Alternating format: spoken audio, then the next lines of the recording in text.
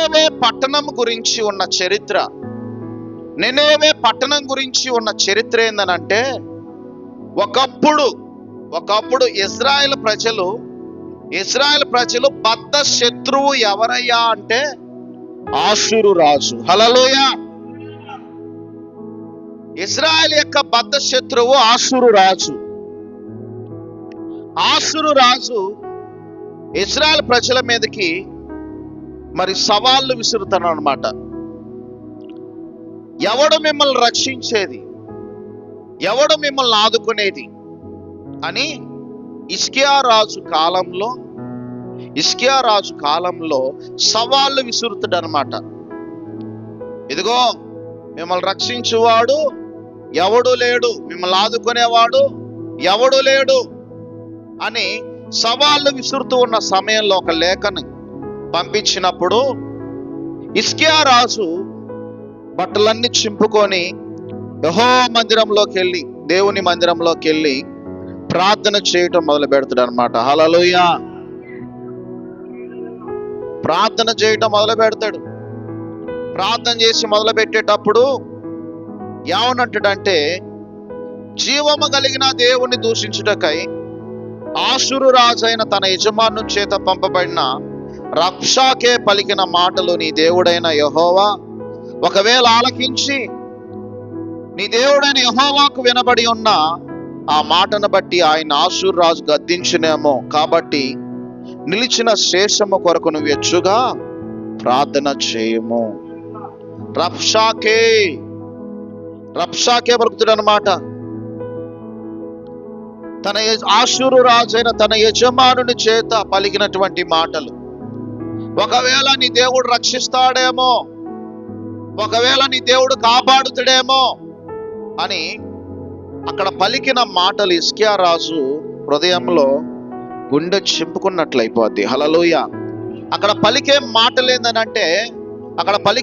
ఏందనంటే ఆషూరు రాజు సవాళ్ళు విసురుతున్నాడు హిజ్కియా రాజుకి, నువ్వు సిద్ధంగా ఉండు, నిన్ను కాపాడువాడు ఎవడు లేడు, నిన్ను ఆదుకునేవాడు ఎవడు లేడు. ఇదిగో నా కింద బలమైన సైన్యం ఉంది, నా చేతి కింద బలమైన సైన్యం ఉంది, ఈ రోజు నీ దేవుడే నిన్ను నాకు అప్పగించాడు సవాళ్ళు విసురుతూ ఉన్నప్పుడు హిజ్కియా రాజు దేవుని మందిరంలోకి వెళ్ళి ప్రార్థన చేస్తా ఉన్నాడు. ఏమని ప్రార్థన చేస్తుండో చూడండి. యెషయా 37వ అధ్యాయం తీయండి. యెషయా 37వ అధ్యాయము 16వ వచనం చదవండి. యెహోవా కెరూబుల మధ్యను నివసించుచున్న ఇజ్రాయేలు దేవా, భూమి ఆకాశములు కలగజేసిన అద్వితీయ దేవా, నీవు లోకమందున్న సకల రాజ్యములకు దేవుడివై ఉన్నావు. సైన్యములకు అధిపతియగు యెహోవా, చెవియొగ్గి ఆలకించుము. యెహోవా కన్నులు తెరిచి దృష్టించుము. జీవము గల దేవుడైన నిన్ను దూషించుటకు సన్హెరీబు పంపిన వారి మాటలు చెవిన పెట్టుము.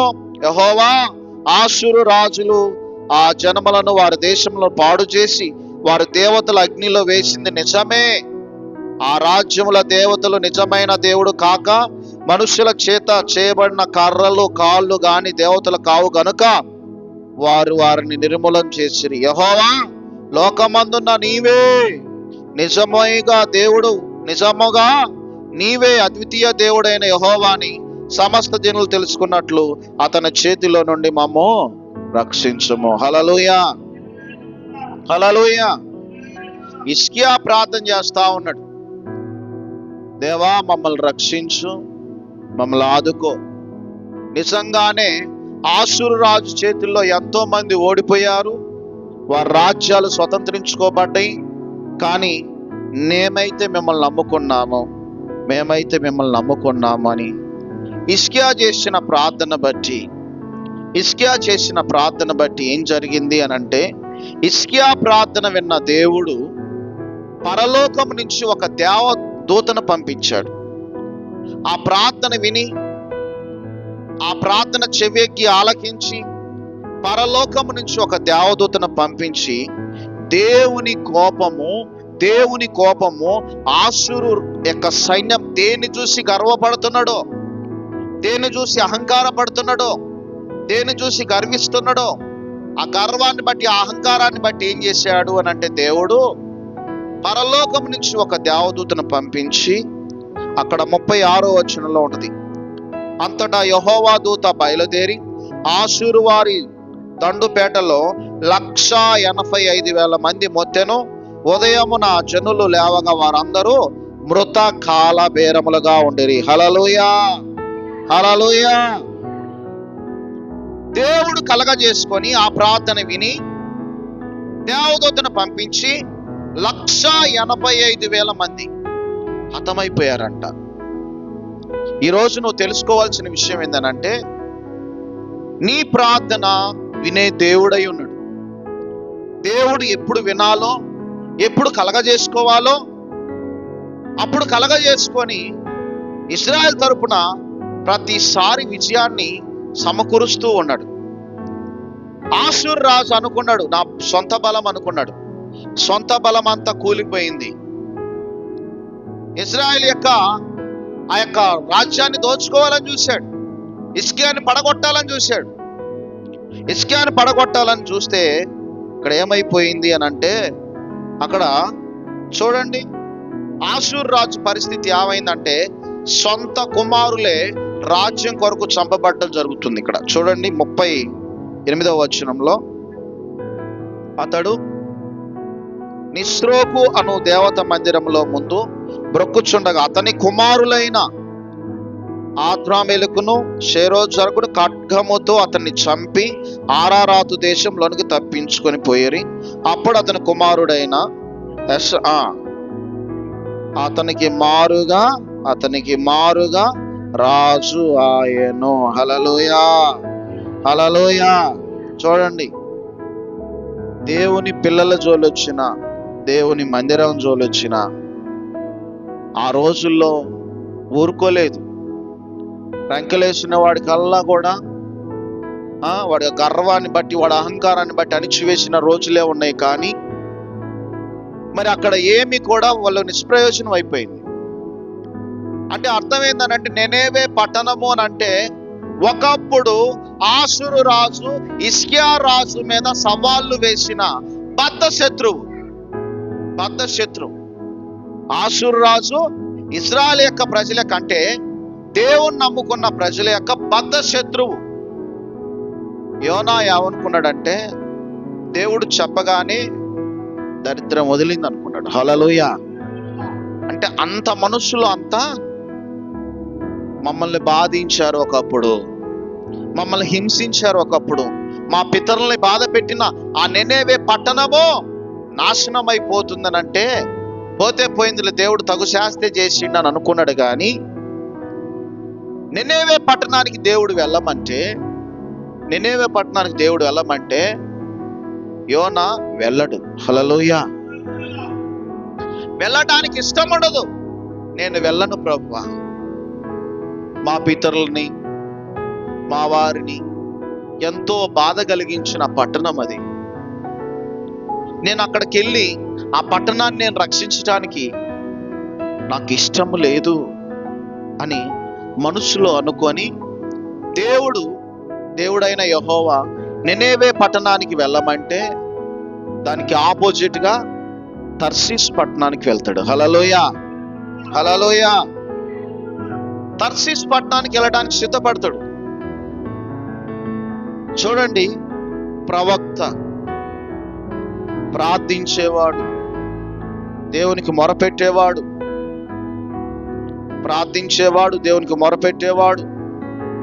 మరి ఇలాంటి వ్యక్తి కూడా దేవుని మాట వినకుండా, దేవుని మాట పెడచెవిని పెట్టి, దేవునికి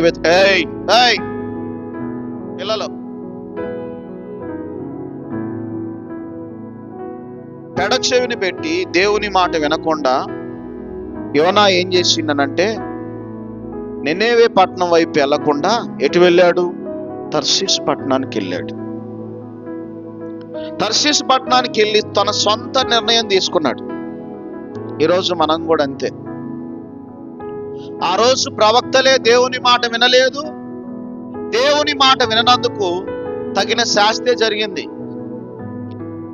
ఇక్కడ ఏమనుకున్నాడంటే యోనా, నెనేవే పట్టణానికి వెళ్తూ ఉన్నప్పుడు, నెనేవే పట్టణానికి వెళ్ళమన్నప్పుడు, తర్సీసు పట్టణానికి వెళ్తూ ఉన్నప్పుడు తన సొంత నిర్ణయం తీసుకున్నాడు. సొంత ఆలోచన, సొంత విధానం తీసుకొని బయలుదేరుతూ ఉన్నప్పుడు తనకిష్టం లేదు. దేవుడు చెప్పిన మాట ఒకటి, జరిగించేది ఒకటి. దేవుడు ఎటు వెళ్ళమన్నాడు? నెనేవే పట్టణం. ఎందుకు వెళ్ళట్లేదు అతను? అతనికి బద్ధ శత్రువు. ఇశ్రాయేల్ ప్రజలకి, నెనేవే పట్టణ ప్రజలకి అస్సలు పడదు. కానీ దేవుడు చెప్పాడు కదా, వెళ్ళాలి కదా, వెళ్ళలేదు. నెనేవే పట్టణానికి వెళ్ళకుండా తర్షీష్ పట్టణానికి వెళ్తూ ఏం చేశాడంటే, ఆరాముగా విశ్రాంతి తీసుకుంటూ పడవ అడుగు భాగంలోకి వెళ్ళి నాకేం పట్టనట్టుగా ఉన్నట్టుగా ఉండి, యోనా ఏం చేస్తున్నాడంటే ప్రశాంతంగా నిద్రపోతా ఉన్నాడు. హల్లెలూయా. ప్రశాంతంగా నిద్రపోతా ఉన్నప్పుడు ఎప్పుడైతే నువ్వు దేవునికి వ్యతిరేకంగా నడుస్తావో, దేవుని మాట వినకుండా వెళ్ళిపోతావో, దేవునికి నచ్చకుండా వెళ్ళిపోతావో, నీకు శ్రమ రావటం ఆరంభిస్తూ ఉంటుంది. దేవుడైతే ఆయన మాట విన్నప్పుడు చంపడు, చంపేంత దెబ్బ కొట్టడు, బుద్ధి చెప్పే దెబ్బ కొడతాడు. హల్లెలూయా. యోనా ప్రవక్త అయినా, వట్టి మనిషి, విశ్వాసి కాదు, ప్రవక్త. దేవుడు తనతో మాట్లాడేవాడే. దేవుని మాట వినకుండా తర్షీషు పట్టణానికి వెళ్తూ ఉన్నప్పుడు దేవుడు ఊరుకుంటాడా? ఊరుకోడు. ఎవరిని విడిచిపెట్టడు. దేవుని మాట వినని వ్యక్తులు ఎవరైతే ఉంటారో వారిని ఎవరిని విడిచిపెట్టడు. ప్రవక్తను కూడా విడిచిపెట్టలా. నిద్రపోతా ఉంటున్నప్పుడు ఆ పడవలో ప్రయాణించే వాళ్ళు అందరూ వెళ్తూ ఉన్నప్పుడు మార్గం మధ్యలో తుఫాను రావడం ఆరంభించింది. తుఫాను రావడం ఆరంభించినప్పుడు ఆ తుఫానికి ఆ పడవ, ఆ ఓడ అటు ఇటు కదులుతూ ఉన్నప్పుడు నావికులందరూ కూడా భయపడరంట. అందులో ఉన్న వాళ్ళందరూ కూడా, అలలు, భయంకరమైన అలలు వస్తా ఉన్నాయి, అటు ఇటు కదులుతా ఉంది. అటు ఇటు కదులుతా ఉన్న సమయంలో వాళ్ళకి ఒకటే వచ్చింది, ప్రాణాలు ముఖ్యమా, సరుకు ముఖ్యమా? చెప్పండి, మీరే చెప్పండి. ప్రాణాలు ముఖ్యం అనుకొని ఏం చేస్తున్నారంటే, ఈ బరువు తగ్గించడం కోసము ఆ పడగలో ఉన్న సరుకునంతా కూడా వాళ్ళు ఏం చేస్తున్నారంటే ఖాళీ చేస్తా ఉన్నారు. ఖాళీ చేస్తా ఉన్న టైంలో వాళ్ళకు ఒక ఆలోచన వచ్చింది.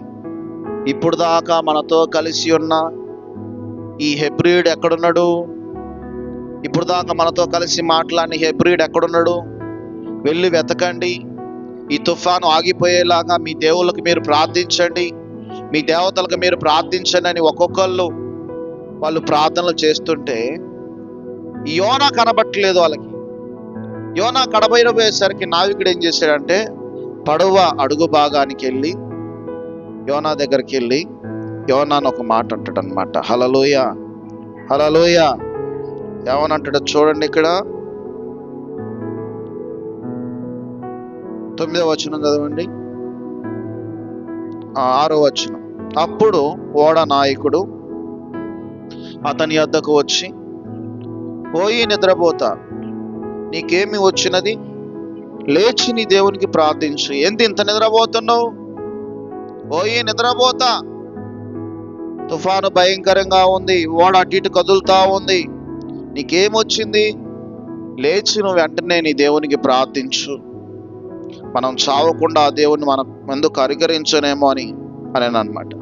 ఒకవేళ మనం చనిపోకుండా నీ దేవుడైనా కనికరిస్తాడేమో, నీ దేవుడైనా జాలిపడతాడేమో, నీ దేవుడైనా కనికరిస్తాడేమో అని ఆ ఓడ నాయకుడు చెబుతూ ఉన్నప్పుడు వాళ్ళందరూ కూడా వాళ్ళ దేవతల పేరున వాళ్ళు ప్రార్థన చేస్తూ ఉన్నారు.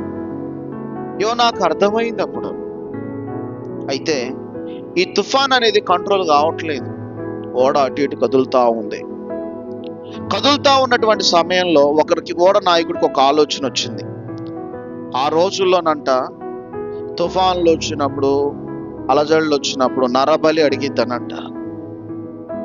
ఒకవేళ ఇది ఎవరి వలన వచ్చింది తుఫాను? ఎవరి వలన వచ్చింది ఈ తుఫాన్ అని చెప్పేసి అందరూ కూడా ఓడలో ప్రయాణించే వాళ్ళు ఎంతమంది ఉంటే అంతమంది పేరున చీటీలు వేసి ఆ చీటీలన్నీ పోగు చేసి ఆ చీటీలో ఒకరిని తీయమన్నారంట. తీస్తే ఎవరి పేరు వచ్చిందని అంటే యోనా పేరును వచ్చింది. యోనా పేరును వచ్చంగానే చెబుతా ఉన్నారే, మేము ఇంతమంది మేము మా పేర్లు రాసినప్పుడు నీ పేరే వచ్చింది అని చెప్పినప్పుడు యోనా అప్పుడు ఒప్పుకుంటాడు. హల్లెలూయా. ఇదిగో నా దేవునికి వ్యతిరేకంగా నేను నినేవే పట్టణానికి వెళ్ళవలసిన వాడనై ఉండగా నేను ఇదిగో తర్షీషు పట్టణానికి వెళ్తున్నాను. నాకు అర్థమైంది, ఇదిగో నా నిమిత్తం మీరందరూ చావకూడదు, నా నిమిత్తం మీరు ఎవరు కూడా బలి కాకూడదు. ఇదిగో వెంటనే నన్ను ఏం చేయండి, మీరు నన్ను పట్టుకొని మీరు సముద్రంలో పడేయండి.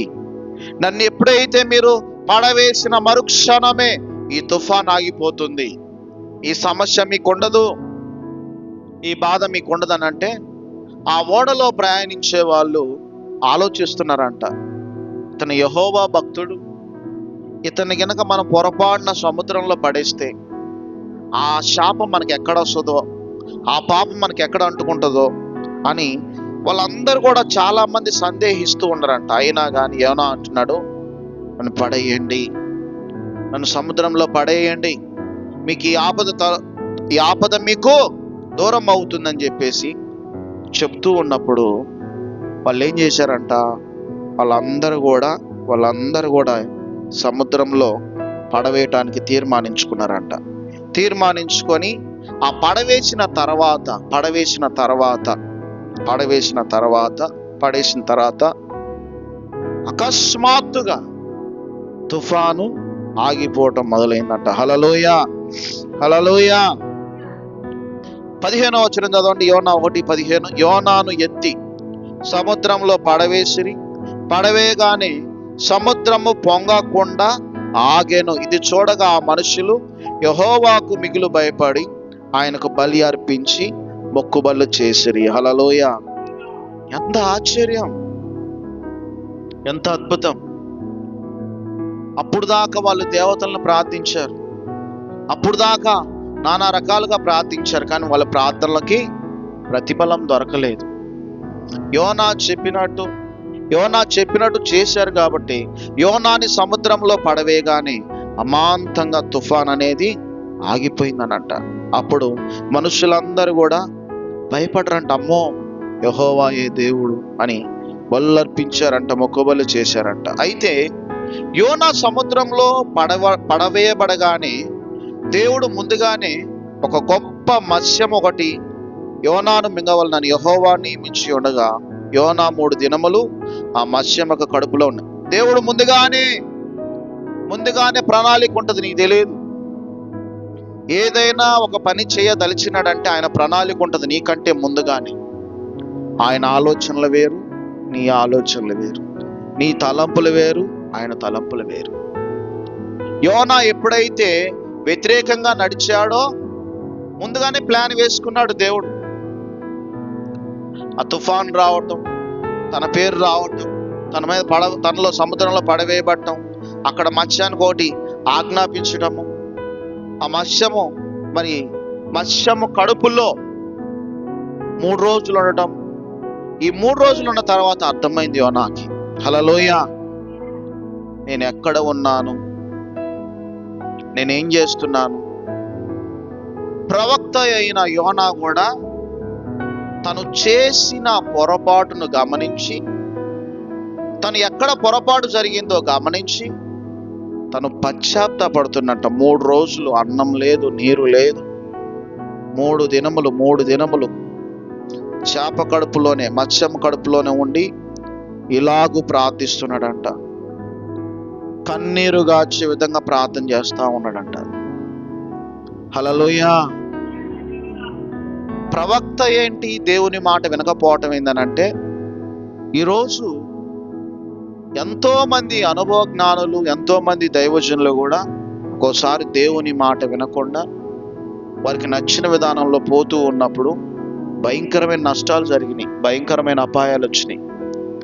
యోనా జీవితంలో కూడా దేవుని మాట వినలేదు కాబట్టి దేవునికి వ్యతిరేకంగా ప్రయాణం చేశాడు, ఇబ్బంది కొని తెచ్చుకున్నాడు.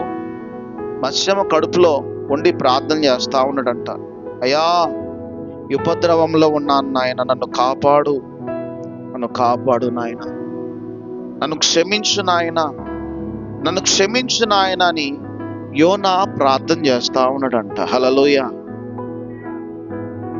నువ్వు ఏం చేసినా, నువ్వు ఎలా చేసినా, దేవుడైతే లోకాన్ని ఎంతో ప్రేమించాడు, లోకంలో ఉన్న మనుషులందరినీ ప్రేమించాడు. లోకములో అల్పులేమి గనులేమి ఎవరైనా అందరినీ ప్రేమించాడు ఆయన. నువ్వు ఎన్నోసార్లు తప్పులో పడిపోతున్నావు, ఎన్నోసార్లు పొరపాటులో పడిపోతున్నావు, కానీ దేవుడు నీకు సావు దెబ్బ కొట్టడు, బుద్ధి చెప్తాడు అంతే. హల్లెలూయా. యోనాకు బుద్ధి చెప్పాడా? యోనాను చంపాడా? చెప్పండి. బుద్ధి చెప్పడం కోసం ఎక్కడ ఉంచాడు? మత్స్యము కడుపులో 3 రోజులు ఉంచాడు. 3 రోజులుండి పశ్చాత్తాపడిన తర్వాత ఎక్కడి నుంచి అయితే బయలుదేరాడో మరలా అక్కడికే నినేవే పట్టణపు ఒడ్డున దేవుడు ఆజ్ఞాపించాడంట, ఆ ఒడ్డున అక్కడ కక్కేసేయని చెప్పేసి. ఆడ కక్కిన తర్వాత, అక్కడికి వచ్చిన తర్వాత అప్పుడు అర్థమైంది. హల్లెలూయా, హల్లెలూయా. చూడండి, ఇక్కడ 7వ వచనం చూడండి. కోపములో నుండి నా ప్రాణము నాలో మూర్ఛిల్లగా నేను యెహోవా జ్ఞాపకం చేసుకుంటుని, నీ పరిశుద్ధ ఆలయంలోనికి నీ యొద్దకు నా మనవి వచ్చెను. అసత్యమైన వ్యర్థ దేవతల యందు లక్ష్యముంచు వారు తమ కృపాధారమును విసర్జితురు. కృతజ్ఞతలు చెల్లించిన నీకు బలులు అర్పించెదను. హల్లెలూయా. ఇవన్నీ ఆయన ప్రార్థన చేస్తా ఉన్నాడు. ప్రార్థన చేస్తూ ఉన్నప్పుడు అప్పుడు 10వ వచనంలో, అంతలో యెహోవా మత్స్యమునకు ఆజ్ఞ ఇయ్యగా అది యోనాను నేల మీద కక్కివేసెను. హల్లెలూయా. ఎంత అద్భుతాలు చూడండి. ఇవి లోకంలో ఉన్న మనుషులు చెప్తే ఏంది, సముద్రంలో పడిపోతే మత్స్యం మింగడము, మత్స్యం కడుపులో 3 రోజులు ఉండడము నిజమా, నమ్మాలా అంటే నువ్వు నమ్మినా నమ్మకపోయినా ఇది యథార్థ కథ. హల్లెలూయా. ఇది వాస్తవం.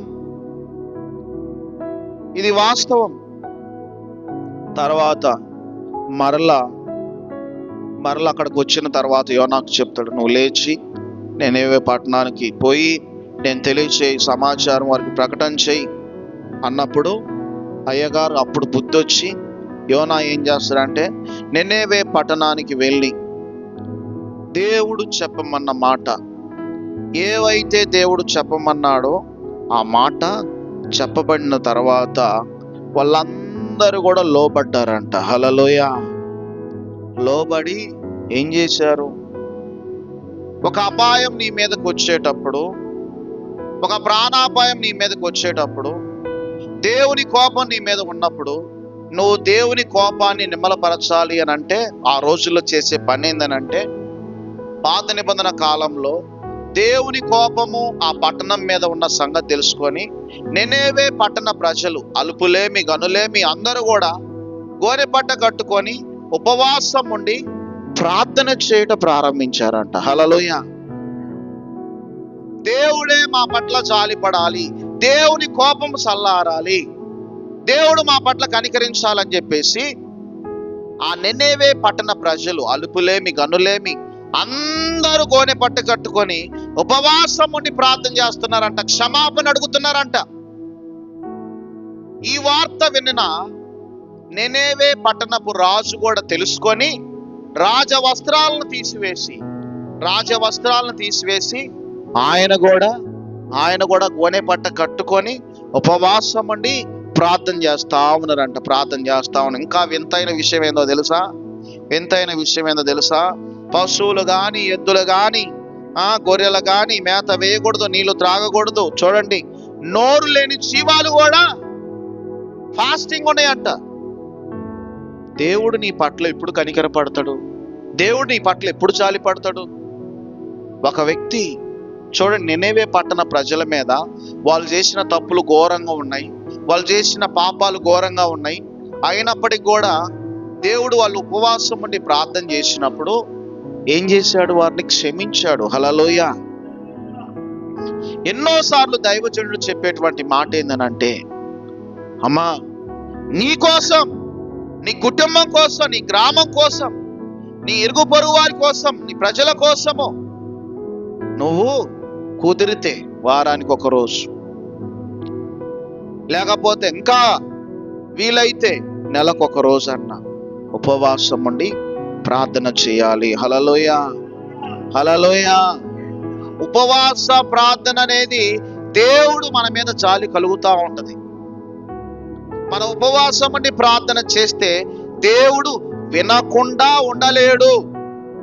ఖచ్చితంగా వినే దేవుడు నువ్వు నమ్మితే. నేను అందుకే చెప్తూ ఉంటాను, ఉపవాస ప్రార్థనలు వ్యర్థము కాదు. హల్లెలూయా.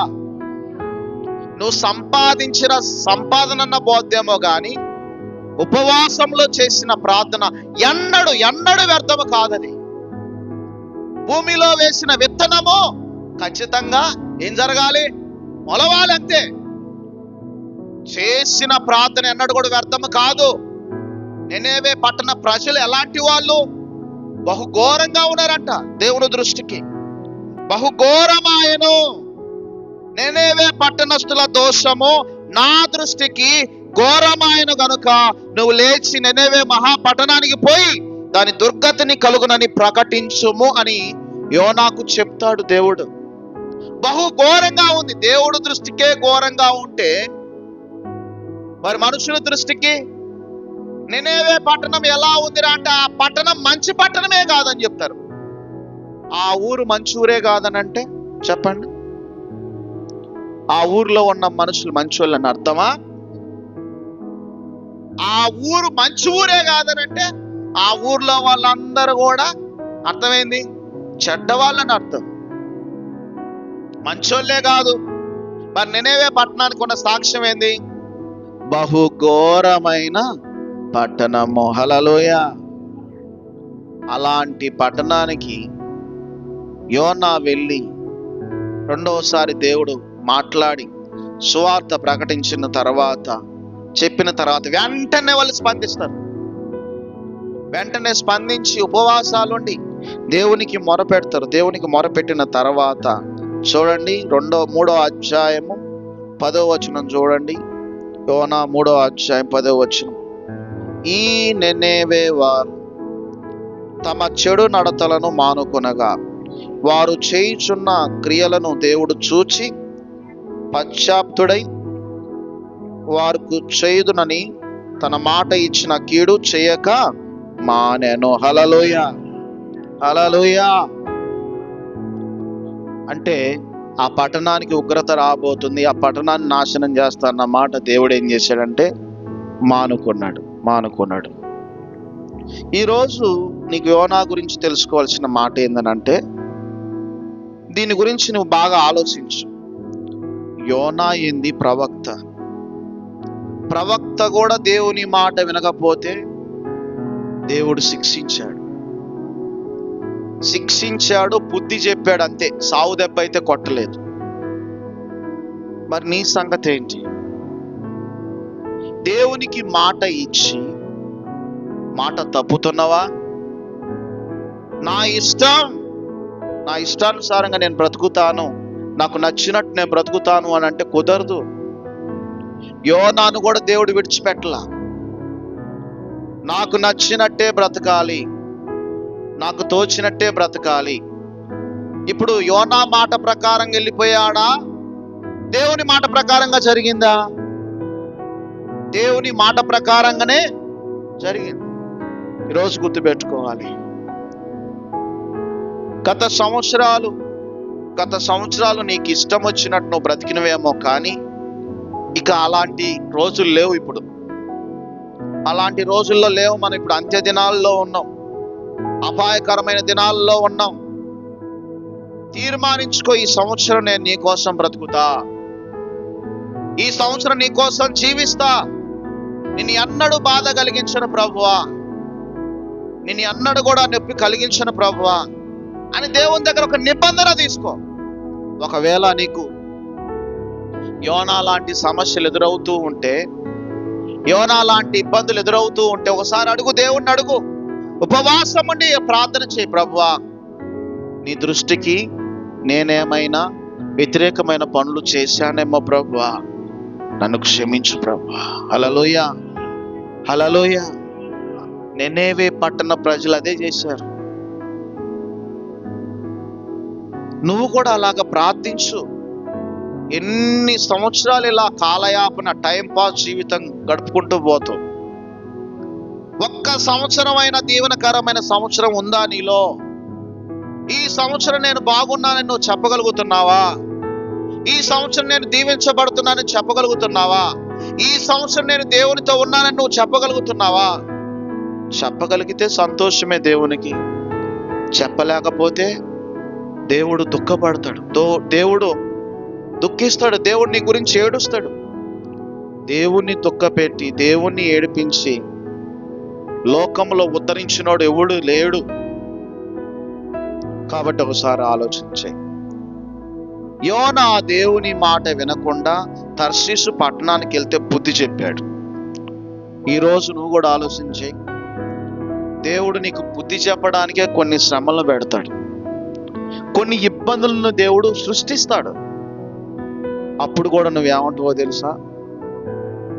నన్నే దేవుడు బాధ పెడుతున్నాడు, నన్నే దేవుడు శ్రమలో పెడుతున్నాడు, నాకే ఇలా ఎందుకు జరుగుతుందని దేవుణ్ణి ప్రశ్నిస్తావు. కానీ ఈ శ్రమ వెనుక, ఈ బాధ వెనుక మరి ఇలా ఎందుకు జరిగింది, నా వలన ఏమైనా తప్పు ఉందా అని ఒక్కసారి ఆలోచిస్తే, యోనాలాగా ఆలోచిస్తే నీకు కూడా సమస్యకు పరిష్కారం దొరికింది. యోనా అలా ఆలోచించాడా? యోనా చేప కడుపులో ఉన్నప్పుడు నన్ను ఎందుకు ప్రభువా ఇలా బాధ పెడుతున్నావు అని అన్నడా? అర్థమైంది. తన తప్పును తను తెలుసుకున్నాడు, తెలుసుకొని పశ్చాత్తాపడుతున్నాడు. వింటున్న మీరు గుర్తుపెట్టుకోవాల్సిన విషయం ఏంటనంటే, ఒక ప్రమాణము అనంటే, ఒక ప్రమాణం వెనుక ఎంతో అర్థం ఉంది. ఒక నిబంధన వెనుక ఒక అర్థం ఉంది. బాప్తీసం తీసుకునేటప్పుడు ఏమంటారో తెలుసా? మీకు గుర్తున్నాయో లేవో ఆ ప్రమాణాలు. సేవకుడు నీవు నేలల్లో ఉన్నప్పుడు కొన్ని ప్రశ్నలు అడుగుతాడు. యేసు ప్రభుని నమ్మిన తర్వాత కష్టాలు రావచ్చు, శ్రమలు రావచ్చు, బాధలు రావచ్చు, ఇబ్బందులు రావచ్చు. ఎన్ని వచ్చినా యేసు ప్రభుని నువ్వు విడిచిపెడతావా అనంటే, ఎన్ని కష్టాలు వచ్చినా, ఎన్ని ఇబ్బందులు వచ్చినా నేను యేసుక్రీస్తుని విడిచిపెట్టనని మాట ఇస్తున్నా అని చెప్తారు. హల్లెలూయా. మరి ఎన్నో ప్రమాణాలు చేసి ఉంటావు. లోకంలో ప్రమాణం అంటే ఎవడైనా ఇద్దరు కొట్టుకొని ప్రమాణం చేద్దాం పారా అని అన్నారు అనుకోండి, మధ్యలో వాళ్ళు నీ బోటోళ్ళు నా బోటోళ్ళు గట్టిగా ఆపుతారు. అప్పుడు బలాన్ని చెబుతా, వద్దులే రారా, నువ్వు ఆగమైతే ఒకటి, వాడు ఆగమైతే ఒకటి అని ఇద్దరు పట్టుకొని మొత్తానికి ఏదో ఒకలాగా ప్రమాణాన్ని ఆపుతారు. ఎందుకంటే వాళ్ళిద్దరూ చెప్పేది ఏంటంటే, మీ ఇద్దరిలో ఎవడికి అన్యాయం జరిగినా మీరిద్దరు ఆగమైపోతారు. మీరు ఆగమైపోతే మీ పిల్లలు ఆగమైపోతారు, మీ పిల్లలు ఆగమైపోతారని ఓ చరిత్ర సృష్టిస్తారు అక్కడ. హల్లెలూయా. ఎంతో ప్రేమ ఉందన్నలాగా ముందు ఎగేసేది వాళ్ళే, ఆపేది కూడా వాళ్ళే. హల్లెలూయా, హల్లెలూయా. ప్రమాణం వెనుక ఎంత అర్థం ఉంది.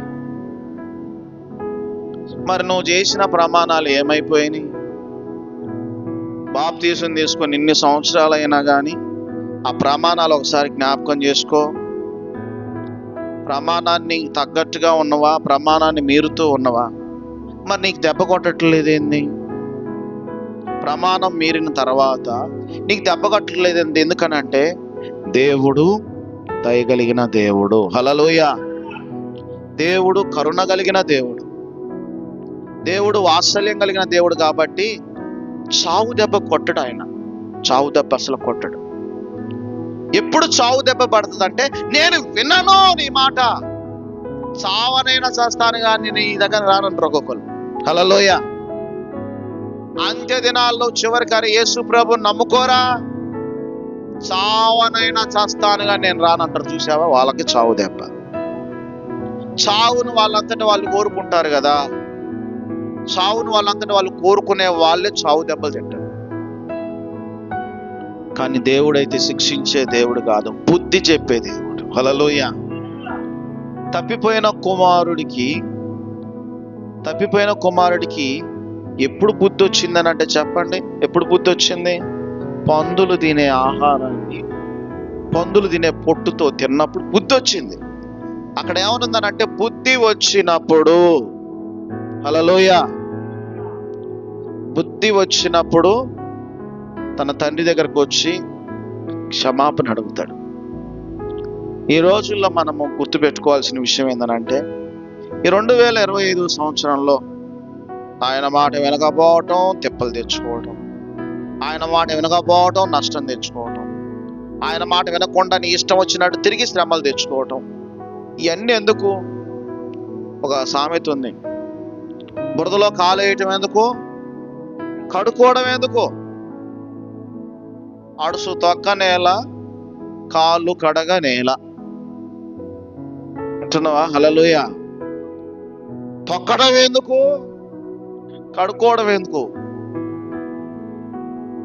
ఈ విధంగా ఉంది మన పద్ధతి. చూద్దాం యోనాలాగా నేను కూడా చూస్తా, నన్ను ఎలా ఆయన పరీక్ష పెడతాడని చూస్తావా? ఆయన కోపాన్ని చూడొద్దు, ఆయన కోపాన్ని నువ్వు అస్సలు చూడొద్దు. కీర్తన 30వ అధ్యాయము 5వ వచనం. కీర్తన 30వ అధ్యాయం.